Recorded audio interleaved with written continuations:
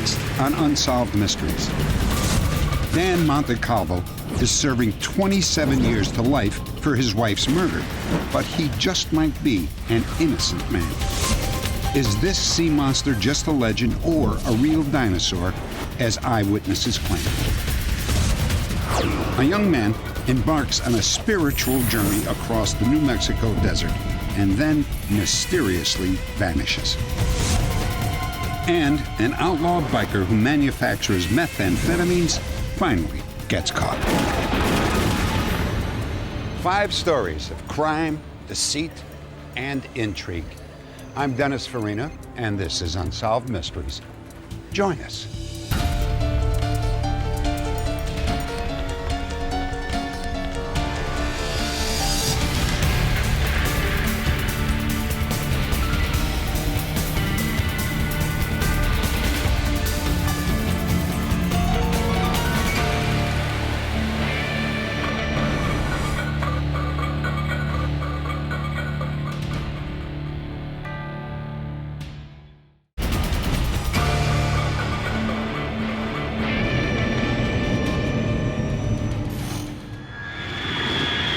Burbank, California.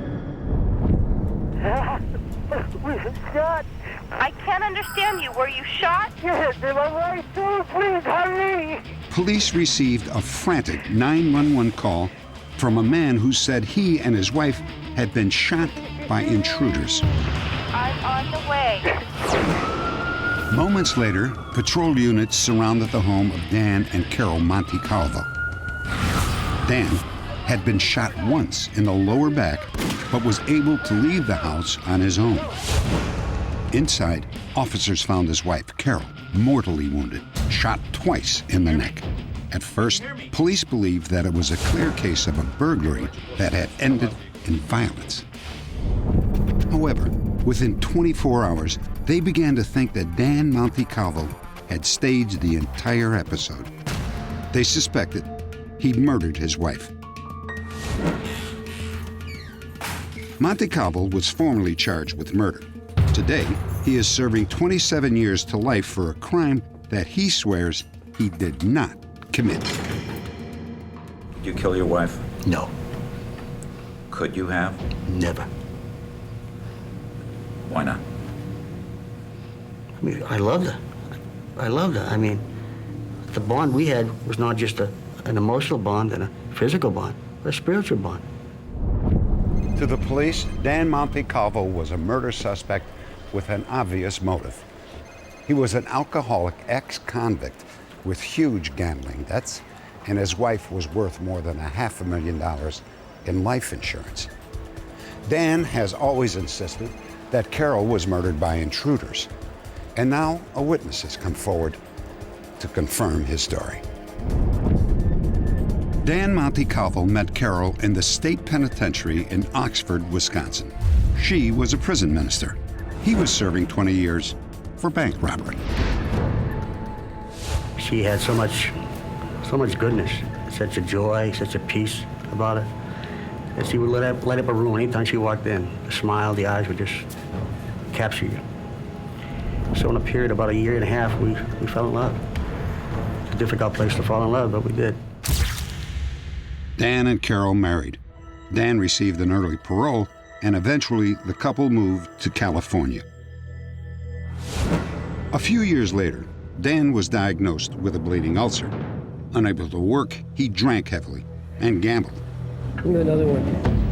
When Carol won a trip to Hawaii through her job, both of them hoped that it would be like a second honeymoon. So what else did you do today? You know. What you are about to see is Dan Montecalvo's version of what happened the night before their departure.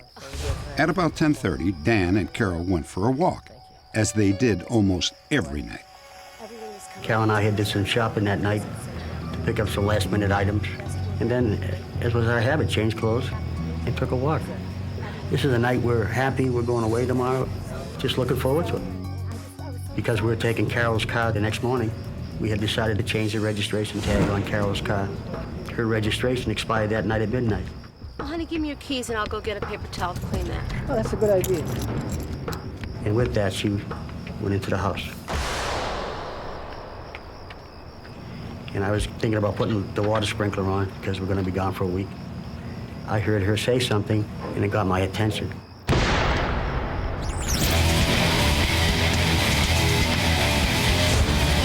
As soon as I ran inside, I was grabbed from behind. I felt something pressed into my back. I knew it was a gun. As I twisted, I saw a mustache. I remember going down. I remember a voice saying, "Let's get out of here." And because I was laying right there by the front door, you know, you just got the sense of people going out the front door. So I was able to get up, look out the front door, see if I could see. I couldn't see nothing. Dan had been shot once in the lower back. No vital organs were hit, and there was almost no bleeding. When he saw Carol lying in the hallway, he ran to call 911. The office phone was broken, so Monte Calvo ran to the living room. It was 11:01 p.m.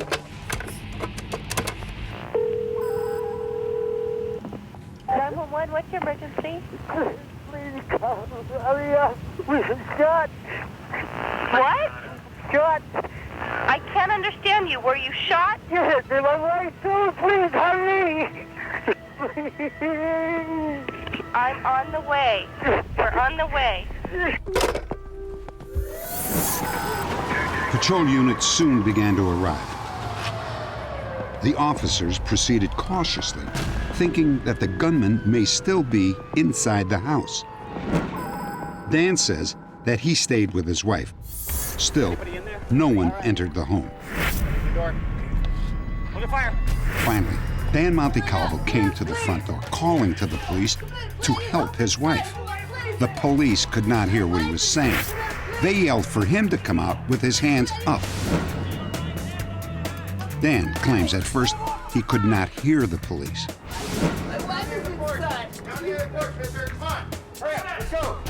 At least 10 minutes after Dan Montecalvo called 911, the police finally entered his house.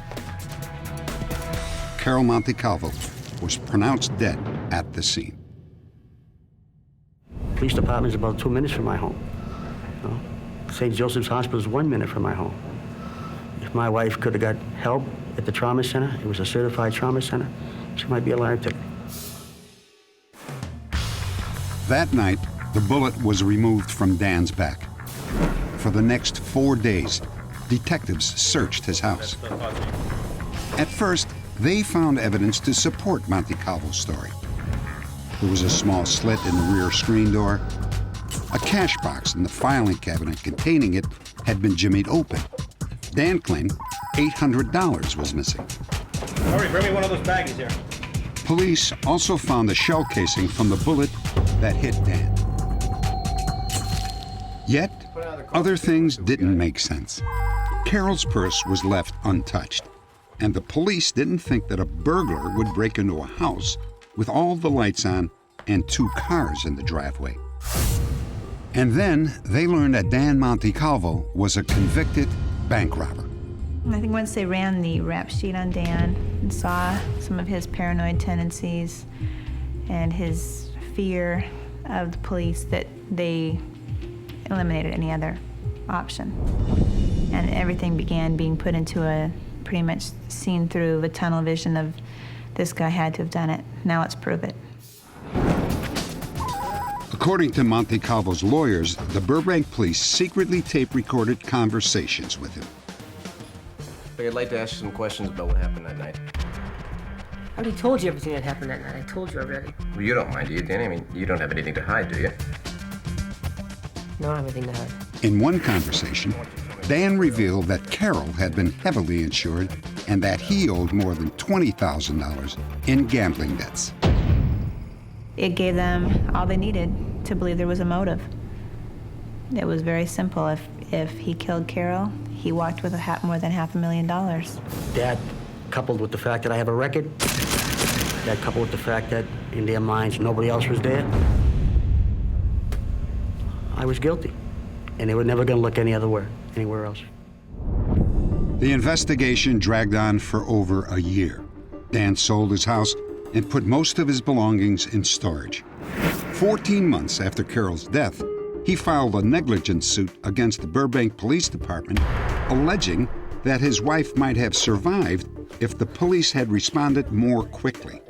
Some thought that Dan was trying to capitalize on his wife's death. Around the same time, detectives obtained a warrant to search his storage locker. They found what they believed had been the hiding place for the murder weapon, a hollowed-out book. The hollowed-out book was the most compelling piece of evidence against Dan. It was the exact size of the two guns, and if you worked the two guns in the right direction, it exactly fit the same guns that were used in this crime. The case against Monte Calvo was getting stronger. When we return, a witness says that she knows who committed the murder and that it wasn't Dan Monte Calvo.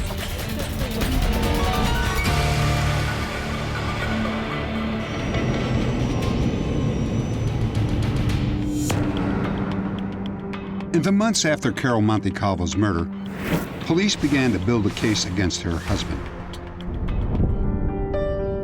Excuse me. Dan Monte Calvo was a known heavy drinker, and his character had become a major issue. And when I go to Vegas, they treat me like a king. Detectives found witnesses who said that while Carol was still alive, Dan had a reputation for coming on to women in local bars. I would like you to go to Vegas with me. The image of the DA painting me as some sort of character, you know, that was out there drinking and carousing, whatever, it's not factual.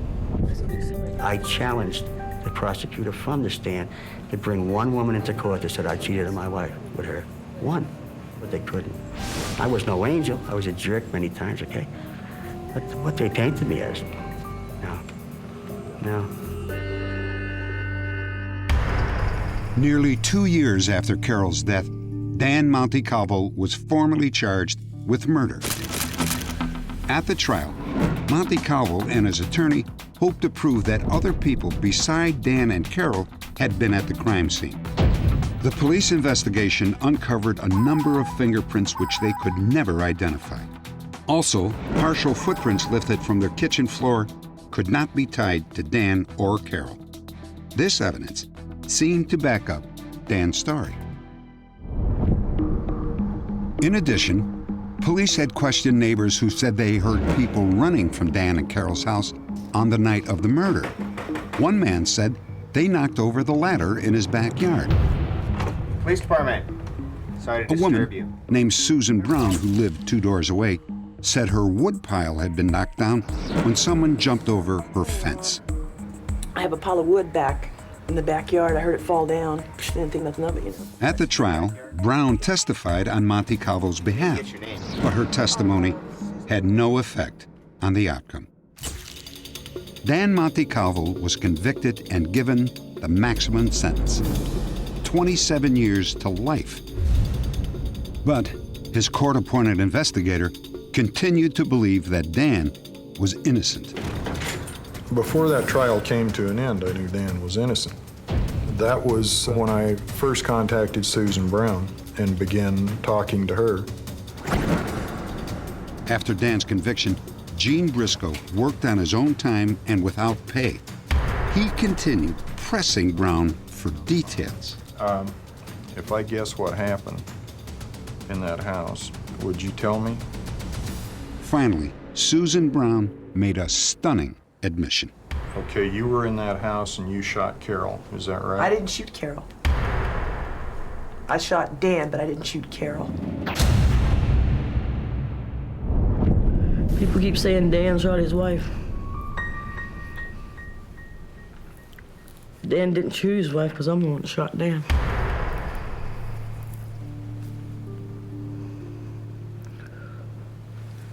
And my partner shot Carol. Susan says that she and her friends were partying. They ran out of drugs and they needed some quick cash. They knew that Dan and Carol were going to be in Hawaii. They thought they'd already gone.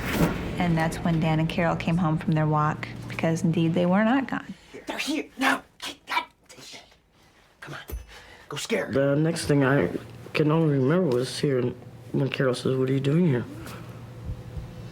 and then 2 shots fired.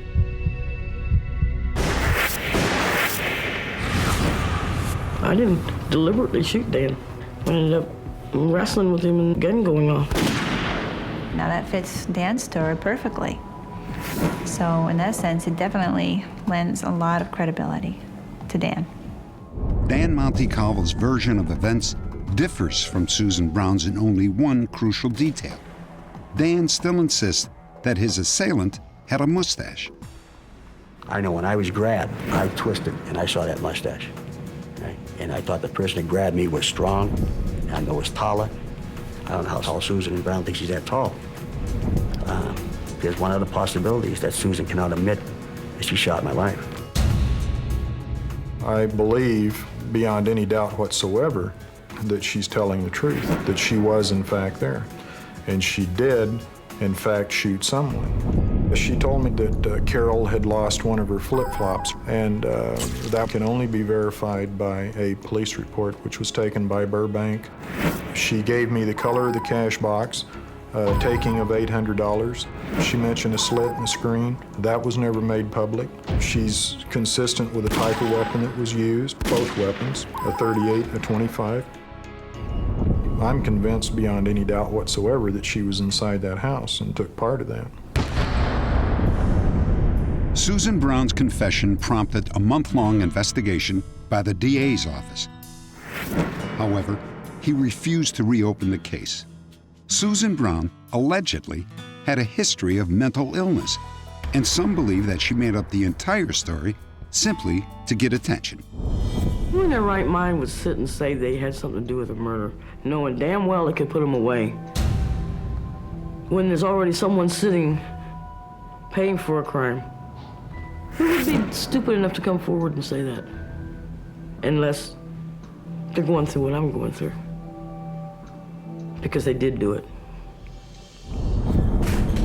Dan Montecarvo is convinced Susan Brown was involved in his wife's murder. He believes he was convicted not because of anything that happened that night, but because of his criminal past. I have a record. Does that make me a murderer? I'm a gambler. That makes me a murderer. My wife has insurance. That makes me a murderer. Forgetting the emotional part and how much I love Carol, okay? You think I'm going to sit there and shoot myself in the back? I mean, it's so absurd. It's pathetic.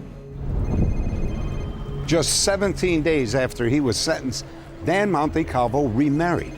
His new wife was one of Carol's close friends from church. Montecarvo is currently incarcerated at Vacaville Prison, where he is serving his sentence of 27 years to life. Next, the hunt for evidence of a legendary sea monster.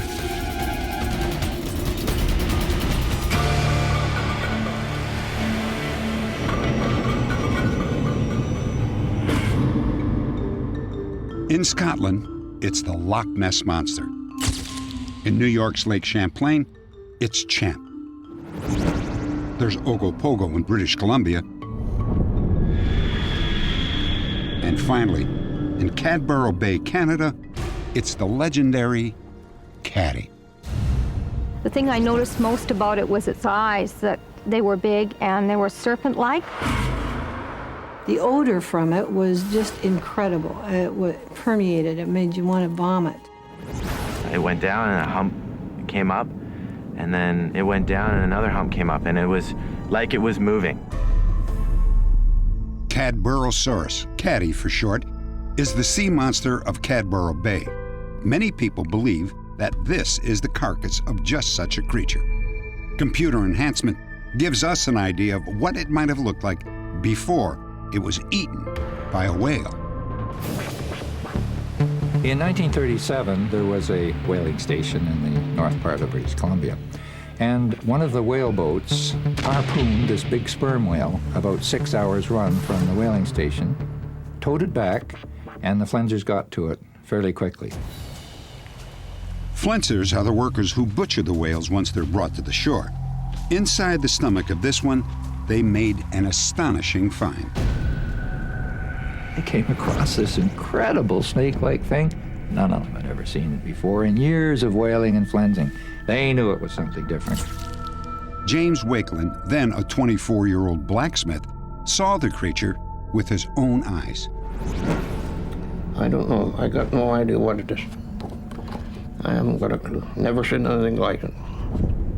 And I guess somebody thought, well, that's a queer-looking affair there. We better get the manager. And he got it brought down, and he took the pictures.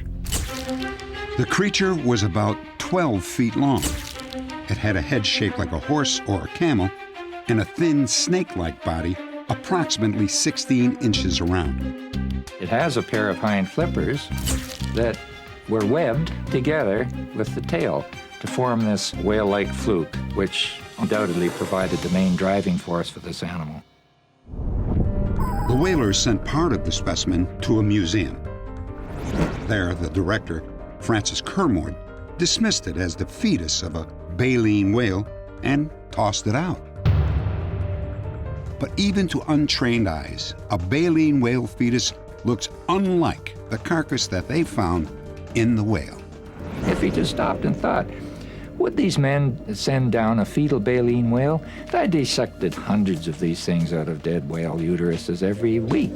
They knew what a fetal baleen whale. So that was really not complimentary to these professional whalers.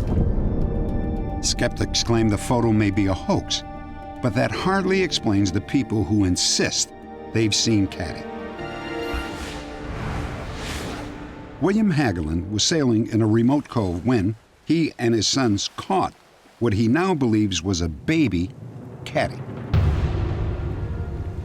Looked like a little garter snake, about 16 inches long, maybe the thickness of my thumb.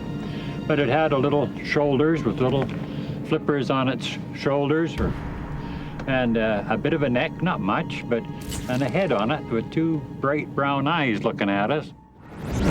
Hagelin sketched the animal in detail. He wanted to take it to the nearest biology station, but he was at least a day away. Through the evening, I could hear this little thing making quite a fuss in the bucket that we'd put it into. You could see that he was quite terrified and quite put out with all of this, so I felt that maybe if we tried to hold him over a night that he might perish. I just, after a great deal of soul searching, decided to put it back in the water and leave it be. For the second time, what was thought to be a caddy was thrown back in the bay. With the help of a paleontologist, we applied computer animation to the photographs of Cadborosaurus. A caddy 7 meters long would probably have at least 360 vertebrae. That would give it enough flexibility to form the hoops so often seen by eyewitnesses. But unlike a snake, which can only wiggle from side to side, a Cadborosaurus could move itself forward using its tail fluke and steering with its forefins like a sea lion. At least 6 times a year, there are sightings of this exact creature. I was walking my dog Lady, and as we were coming down the path to the beach, she was struggling to get away from me. She just didn't want to go to the beach. Finally, I pulled her, and she got closer, and as I turned to look down, I saw this face looking at me. And it was shaped like a horse face, and there were eyes that were like a snake. And as I looked at it, it looked at me, and then it dropped its head below the cliff. It sort of took my breath away when I saw it. Heard a sound, thought it was probably a whale or something, looked out, didn't see much, and heard it again and saw like a strange head out of the water about 50, 60 feet away. It had the definite snout with a big, large head, really rocky looking. A really greeny black color, almost like a garbage bag color. It was a very odd looking thing. It had two vertical hoops. As we were on approach, we could see that it was moving very quickly through the water, and I would estimate to be about 40 miles per hour. And we could actually see through the 2 hoops. We could see, what was on the other side of the hoop, so that was very strange. It was the most unique thing I've ever seen in the waters around here. I've seen lots of different things, but I've never seen something like that. It's just a question of time until somebody a viewing, one of the 6 or 8 people who see it every year is going to luck in with either a still camera or a video. But it's such a rare occasion that at the moment we can only say the animal is rare, but it's there. Skeptics claim Caddy eyewitnesses are mistaken. They believe they're probably seeing humpback whales, elephant seals, basking sharks, or maybe a herd of sea lions. Hopefully, the next person to get a hold of a caddy will resist the urge to dump it back in the bay. Maybe then this unsolved mystery will finally be solved.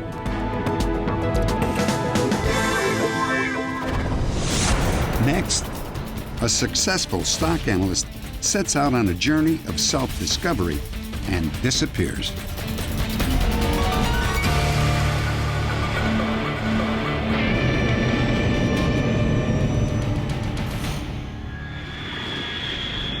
Many believe the desert that stretches across Arizona and New Mexico is a source of mystical power. Here in this beautiful but unforgiving wilderness, a strange and intriguing mystery began one Halloween. Dawn.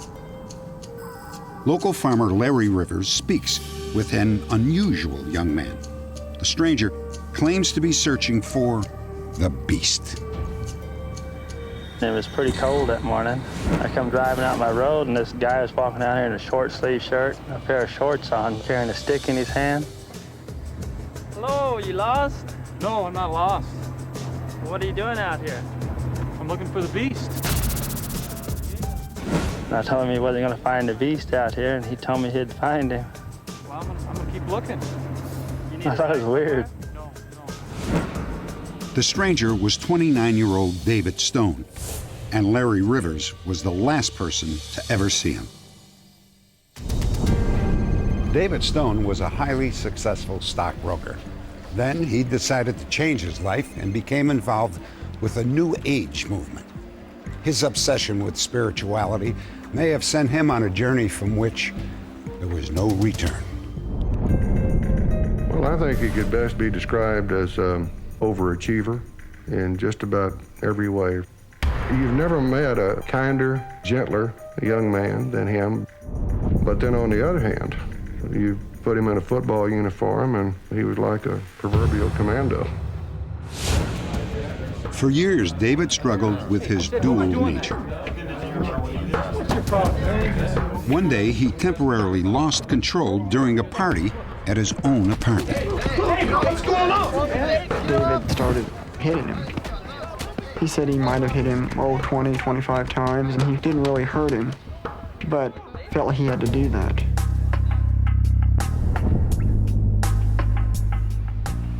Hey, Dave. Yeah. Where are you going? The next morning, David told John that he needed to get away. He said that he would be back in just a few days. David's abandoned car was discovered many days later on New Mexico's desolate Highway 80.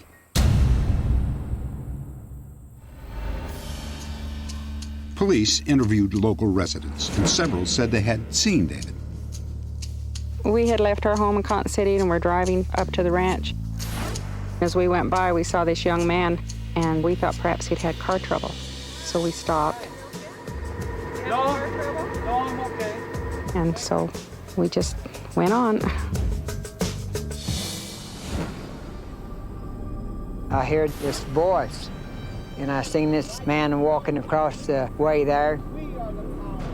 Thought it was unusual that he'd be going out across the desert at that time of the year in shorts.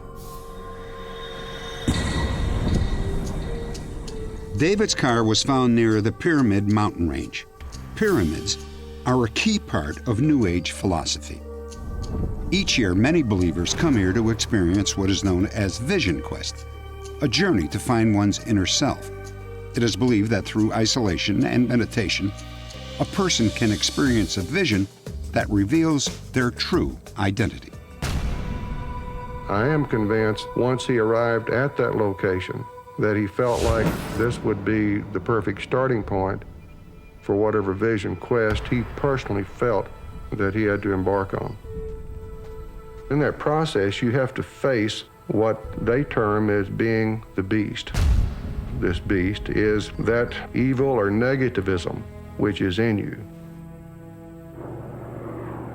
4 days after David's abandoned car was found, a full-scale manhunt was launched. For 3 days, planes and trackers scoured the desert. David's trail headed northwest from his car in the direction of Granite Peak. We thought it was interesting because that mountain from the south looks kind of pyramid shaped. It has an interesting look to it that might have meant something to his religion, it might not have. Just 1/2 mile from the highway, searchers discovered the first in a series of bizarre clues that David left behind. That's when they found a large pyramid up in that wash. It had been made out of sand, mounded up, and rocks on the corner. That was the first thing we found.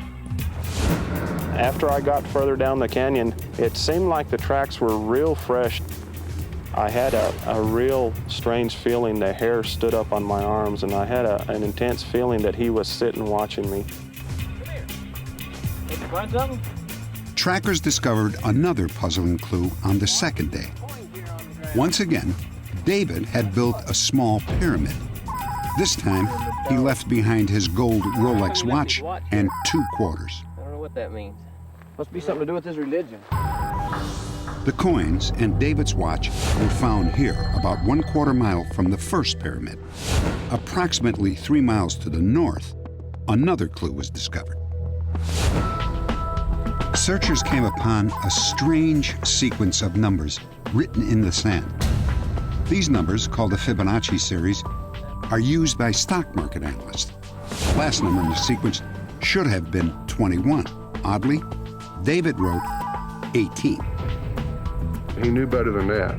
So it's one of the mysteries, is why would he write 18 instead of 21? David's family believes the number 18 may have been David's way of telling them that he was in trouble. In fact, his car was found at mile marker 18, and during his senior year in college, 18 was David's uniform number. On the final day of the search, bloodhounds tracked David's scent over the rocky desert back to Highway 80. At the intersection of Highway 80 and Interstate 10, David's trail suddenly ended. This was about 13 miles north of where his car had been found. We took it to be a hopeful sign that he had hitchhiked out or that somebody had given him a ride, and that was the only thing we could understand that would mean why the scent disappeared like it did. Well, I just kept feeling that everything was there to let us know what had happened, but we just weren't seeing it. What could they have been missing? Carol and Harry Stone went through the items David left in his car. One of the things they found was a very strange note. The note said, they think the word is in the safe. 6 knives in Rob's room. Use buys your tea and use takes your chances, Halloween. And that was the day he disappeared, which was October 31st, Halloween. What was the meaning behind the strange clues that David left across the desert? And what became of them after he reached the intersection of Highway 80 and Interstate 10?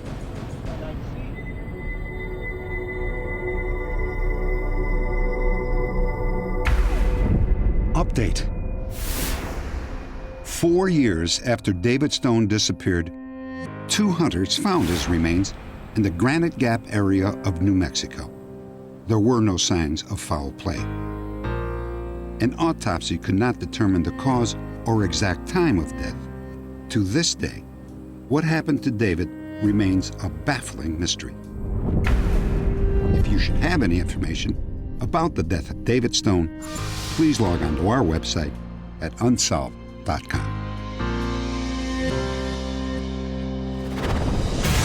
Coming up, a search for the outlaw biker behind $1 million meth lab.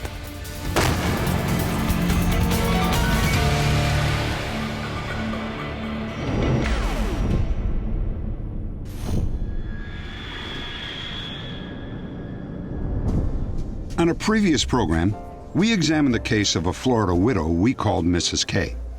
She claimed that she was romanced and then swindled by a man named Arthur Frankfurt. After only a 4-week courtship, Frankfurt convinced Mrs. K to let him move in. Never once was I suspicious of any move that he made as far as to question his character, who he was, and that he was a liar and a thief. But one day, while Mrs. K was at work, Frankfurt disappeared and allegedly stole jewelry worth over $4,000, as well as many personal items belonging to Mrs. K's late husband. Arthur Frankfurt was wanted by Florida police for burglary, grand theft auto, and check forgery. Authorities believed that he may have victimized over 40 women by stealing their hearts and then taking their cash. Update. Within minutes of our broadcast, 2 viewers called to report that they recognized Arthur Frankfurt. The individual said, "I know where Arthur Frankfurt is. I'm his ex-brother-in-law." We received another call about 20 minutes later from a white female. Says, "Arthur Frankfurt lives next door to me in Whitley, Kentucky." This was the confirmation call that I was looking for. At that time, I knew we had our man. Just 2 hours later, Frankfurt was arrested at his home in Kentucky. He was living under the assumed name James Ferguson with his brand new wife of 2 months. During a search of Frankfurt's home, police found identification and credit cards with different names. They also found a handgun that may have been stolen from Mrs. K's home. Police ultimately determined that Arthur Frankfurt's real name was Harry Fielding Donaldson. He was tried and found guilty of fraud.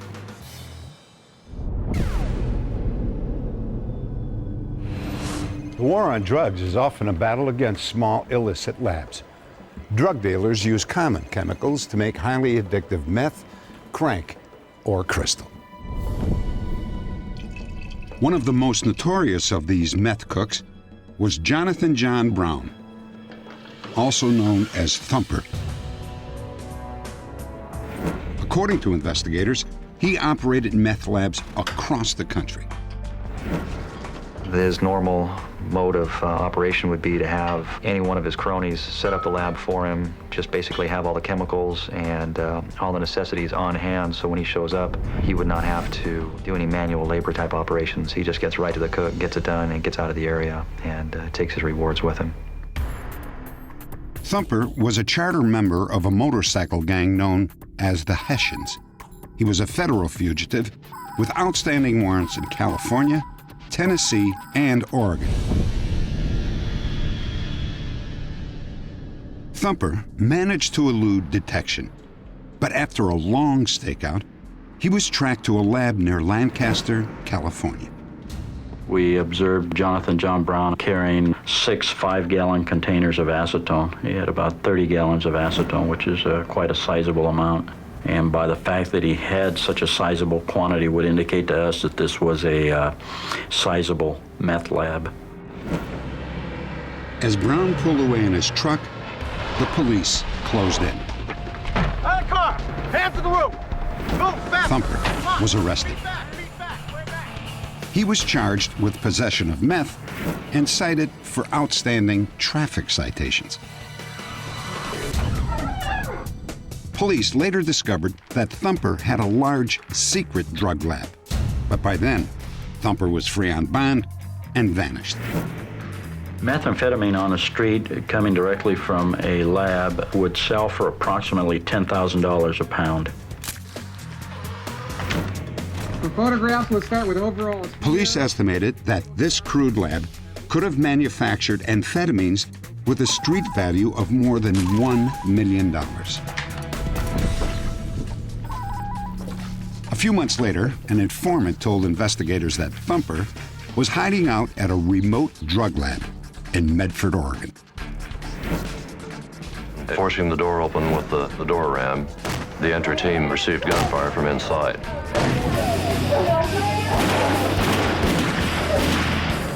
2 police officers were wounded, and 1 gang member was killed.